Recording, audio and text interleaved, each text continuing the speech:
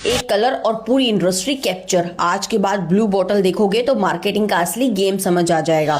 आपने नोटिस किया है, पैराशूट हो, डाबर हो, बजाज हो या Reliance, maximum coconut oil bottles blue ही क्यों होती हैं? क्योंकि पैराशूट ने सालों पहले कंज्यूमर के दिमाग में एक शॉर्टकट फिट कर दिया, और जब एक ब्रांड कस्टमर के दिमाग में कैटेगरी ओन कर लेता है तो बाकी ब्रांड्स को भी वही गेम फॉलो करना पड़ता है। सुपरमार्केट में कस्टमर रिसर्च नहीं करता, डिसीजन सेकंड्स में होता है।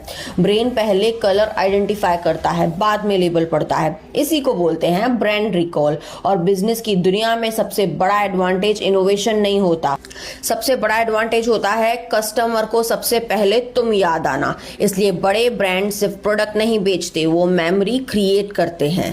अब ये रील शेयर कर लो उन लोगों के साथ जो कोकोनट ऑयल यूज करते हैं, और ऐसी ही और इन्फॉर्मेटिव वीडियोस के लिए फॉलो और सब्सक्राइब कर लो डेली डिकोड्स बाय दिया।